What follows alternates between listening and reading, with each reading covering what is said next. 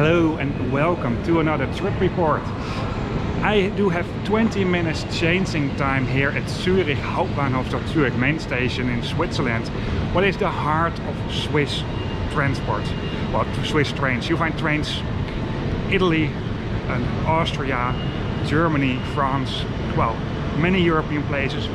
I just arrived with this TGV Valeria that came from Paris. I took it from Basel though. Didn't make a video about that.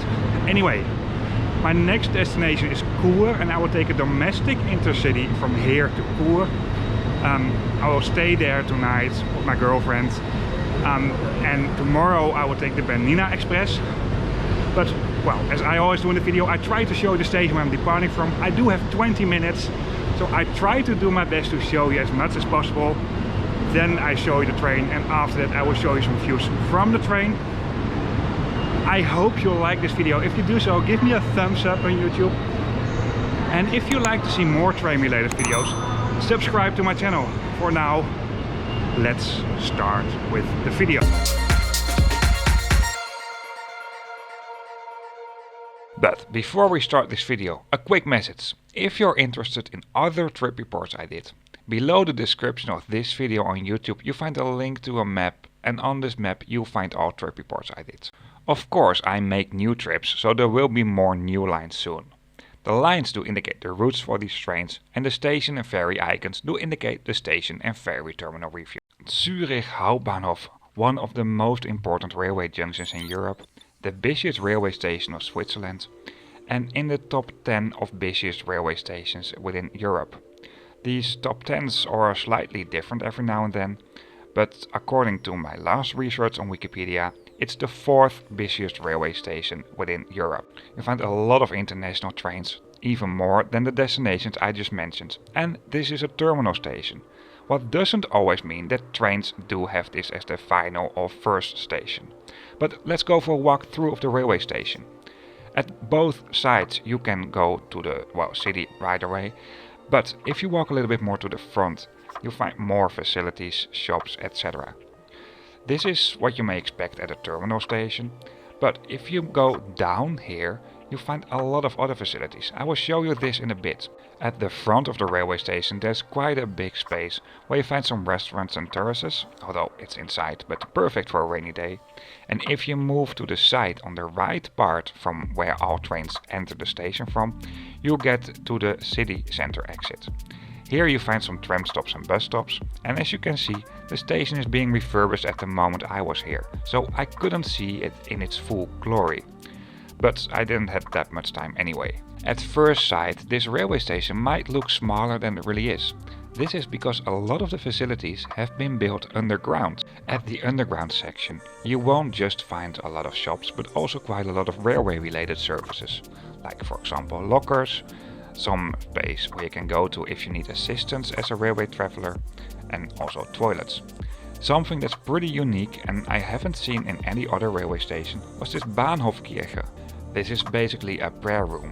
I saw this in hospitals and also in some airports, but for a railway station it's the first time for me to see this. Apart from that, you will find an awful lot of shops over here. So if you forgot something for your journey, no need to worry, just go to the shopping mall under the railway station. Well, now let's go up and see the upper part a bit more. At the kind of square at the front of the railway station, you also find a booking office. Booking offices in Switzerland are always very efficient. They don't just sell train tickets and provide information, but you can also buy quite a lot of railway related souvenirs. Switzerland is just a transport geek's paradise. I did some more trip reports around here, not only on international or intercity trains, but also on some panoramic trains, like for example the Bernina Express, the Golden Pass and the Treno Gettado. Apart from the booking office, there are quite a lot of vending machines where you can buy train tickets, and buying your ticket online, well, this shouldn't be a problem either, because the infrastructure for buying online tickets is very good. But hey, this is Switzerland. Public transport is in general very good in Switzerland. Also passenger service information is given very well. Throughout the station there are lots of screens that will host information about departing trains, At the beginning of all platforms you'll find a screen that will give information about the destination of the train. For long distance trains, the train composition will be displayed here as well. And this is my train. It's a long distance train because it's an intercity, but it's not a really long distance. A little more than 100 kilometers. The train types that are being used for this specific route, well, I saw quite a big variety. This here is a train that's being pulled by a locomotive, and it has this great panorama car. I also feature these specific carriages on the Eurocity route between Zürich and Hamburg. There were two types of second class carriages within this train. Some newer ones that are basically the same as the ones you find in the Eurocity. I couldn't feature them because it was a little bit too busy, and some older carriages that I will feature a little bit better in this video.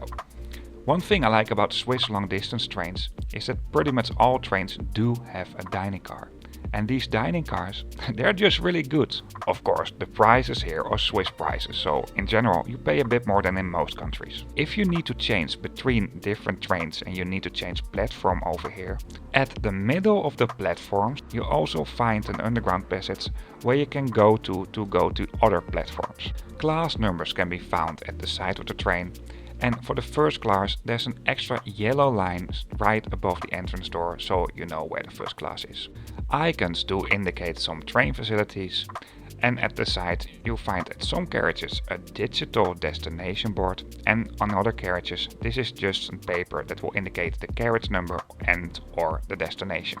Once again, because it was busy, I couldn't show you all the interior details, but I do have a trip report on a very similar train between Zürich and Hamburg. You find it in the description of this video. But before I give you a train tour, let's depart from Zürich.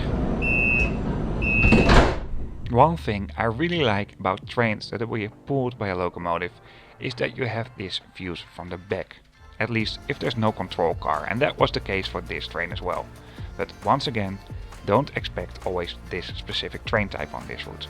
There are different kinds of carriages, and actually these carriages you see over here are the only one I haven't featured yet in my videos. But I will do a walkthrough of the train and start at the back. And one of the first things I saw at the moment I recorded the train departing from Zürich was the toilet.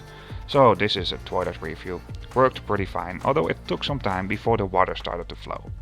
And the flush button, it's right above the sink, so I had to look for this at the first time I took these trains. So let's start with the walkthrough. This is the regular first class car. These seats are quite comfy, but I couldn't test them out because it was a little bit too busy. So I do a creator seat tour. At the side, near the window, you find a small tray table. You can fold out to make it bigger. Below that you find a garbage can. Power plugs can be found between the seats, and for the solo seats at the side. Reading lights are integrated within the luggage racks. Of course, the luggage racks do provide quite a lot of space for luggage, but you can also place items between the back ends of some seats, so you don't have to tilt them up. Might be easier sometimes.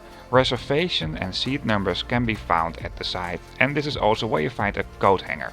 Well, I think this is the most efficient and quick seat tour I ever did. At the end of most compartments there's a digital screen that will host basic route information, the train number and also the carriage number. Within the regular first class carriage there's also some space for bikes and a ski holder.